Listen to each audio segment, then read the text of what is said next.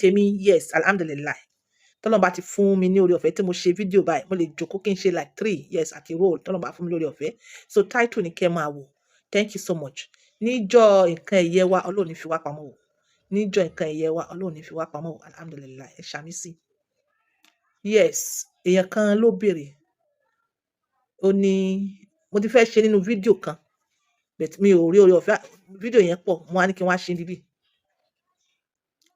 ṣé gbogbo ìgbà tí obìnrin bá ṣe àṣepọ̀ ló yẹ kó máa dà ṣé gbogbo ìgbà tí obìnrin bá ṣe àṣepọ̀ ló yẹ kó máa dà fún oore ọ̀fẹ́ ẹ̀yin tẹ́ ẹ mọ̀ kan tó ń jẹ́ àṣepọ̀ ṣé gbogbo ìgbà tí ọkọ àti ìyàwó bá dóra wọn ló yẹ kí obìnrin dà nǹkan tí ó wà lọ́kàn wa ni pé gbogbo ìgbà tí ọkùnrin bá ṣe ìbálòpọ̀ gbogbo ìgbà yẹn ló yẹ kó dà otherwise kò ní wà comfortable ní ọkùnrin tí ọkùnrin bá dó ìyàwó rẹ̀ ń sìn tí ò bá dà kò lè wà comfortable gbogbo ìrònú rẹ̀ ó máa wà ní orí pé òun fẹ́ dà ní then he may get stressed up and frustrated but in obìnrin's case kò í ṣe gbogbo ìgbà tí obìnrin bá ṣe àṣepọ̀ ló yẹ kó dà kì í ṣe gbogbo ìgbà tí obìnrin bá ṣe àṣepọ̀ ló yẹ kó dà ṣùgbọ́n tí obìnrin bá dà ó máa ń múnú obìnrin dùn òun náà máa ń feel relax kò ní wà tensed up fún obìnrin tó máa ń dà fún obìnrin tó máa ń dà fún obìnrin tó máa ń dà tó bá ti dé stage kan òun náà tó bá rí ibi dà òun náà máa get frustrated bí ọkùnrin bẹ́ẹ̀ fún obìnrin tí ò kí ń dà tó yẹ yín fún obìnrin tí ò kí ń dà tó bá ṣe is normal ó kàn fi pé kó ń tẹ́ ọkàn lọ́rùn ni kó ní kálukú sì dìde fún ọ̀pọ̀lọpọ̀ obìnrin tó kí ń dà àwọn ń ṣe ìbálòpọ̀ ni nítorí ọkọ wọn get that one straight bẹ́ẹ̀ obìnrin tó ń dà ó máa fẹ́ ṣe tó bá dẹ̀ jẹ́ pé ó ti gbé dé level ibẹ̀ yẹn tó kù díẹ̀ kó dà tó náà wá dà òun náà máa wà frustrated a máa fẹ́ máa bèrè ìbálòpọ̀ bẹ́ẹ̀ tó bá dà tára rẹ̀ balẹ̀ tó dà obìnrin lè dúró náà 4 days kó mọ́ wà ní situation kó ń bèrè okoko kó ń fẹ́ dóko kó mọ́ wà position yẹn mọ́ you understand what I'm saying fún obìnrin tó máa ń dà that same spot within that minute within 1 to 2 minutes to 3 minutes obìnrin lè dà lẹ́ẹ̀mẹrin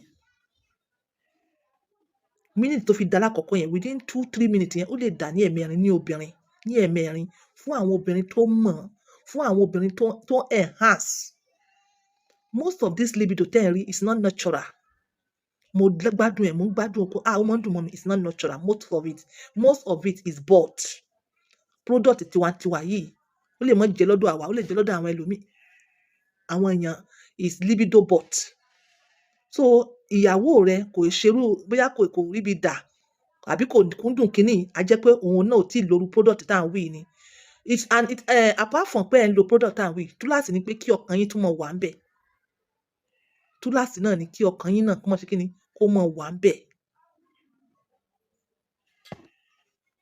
so tí obìnrin tó bá wá dà alákọ̀ọ́kọ́ yẹn ní obìnrin tó ń dà alákọ̀ọ́kọ́ yẹn ó máa wà intense ó máa ń débẹ̀ gidi gan àwọn obìnrin míì wọ́n máa ń kígbe àwọn obìnrin máa gbọ̀n ẹsẹ̀ in fact dídà obìnrin máa ń gbádùn rẹ̀ ju ọkùnrin lọ fún obìnrin tó ń dà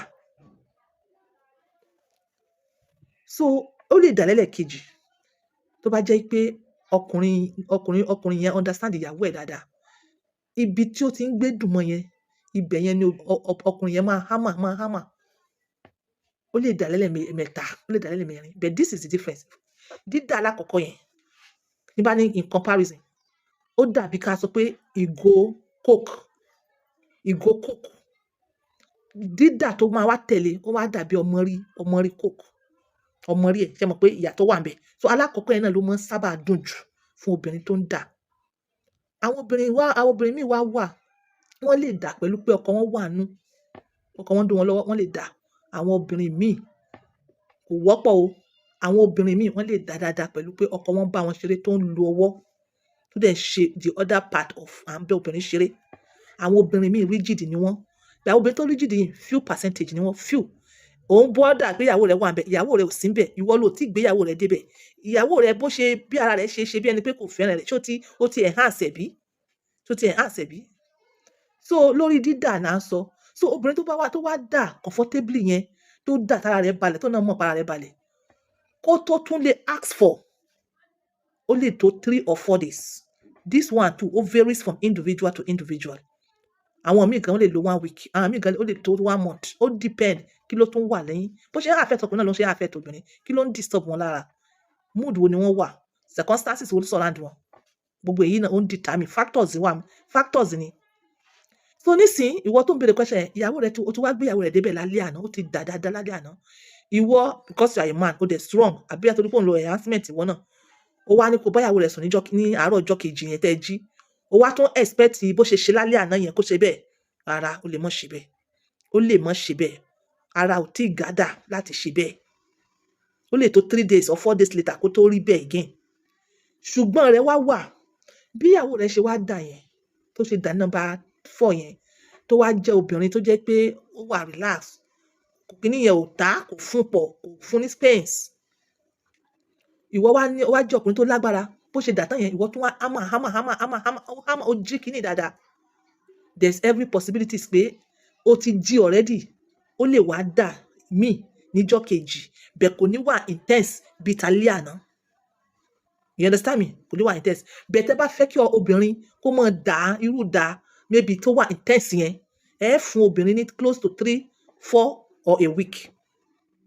Again, ó varies fún obìnrin tó ń dà, fún àwọn obìnrin tó ti mọ what to do and what not to do, fún àwọn obìnrin tó ti mọ irú enhancement tí wọ́n ń lò láti ṣe wọ́n bẹ́ẹ̀. Bẹ́ẹ̀ ìyàwó rẹ̀ novice kò mọ̀ pẹ́. O mọ̀ pé iṣẹ́ ló ṣe débẹ̀. O lè mọ̀ wo blue film nísìnyí kó rò pé ìyàwó ló ṣe bí àwọn blue film yẹn rárá. O lè mọ̀ dóbìnrin kan tà sí tó fi pé ìyàwó rẹ̀ náà mọ̀ ṣe bí obìnrin tó wà ń tà yẹn rárá o. Knowledge ni is a gradual process. Obìnrin 40, àwọn ti develop tán. Ní ọmú, ní hips, ní waist, ní gbogbo nǹkan tá à ń pè ní ẹ̀yà ara oríṣiríṣi ojú òbò, àwọn ti develop tiwọn tán. Wọ́n mọ bí wọ́n ṣe maneuver, wọ́n mọ nǹkan tí wọ́n ń lò, wọ́n mọ juicy torí wọ́n mọ nǹkan tí wọ́n ń lò. Irú àwọn ọmọ tẹ́ wá sọ pé younger version yìí, àwọn lẹ́ ń fi pé yẹ kí wọ́n juicy. Àwọn ò tí develop tán. Wọ́n lè mọ báwọn ṣe débẹ̀. Mo believe you understand me. Ìyàtọ̀ nìyẹn. So ẹ fún obìnrin ní space. Ó fẹ́ kí ìyàwó rẹ̀ dà bí ó ṣe dà níjọ́ yẹn ní alẹ́ àná. Fún ní ìyẹn ò ní pé wò lè mọ bá sùn. Ìwọ lè mọ bá sùn, ìwọ lè mọ ṣe.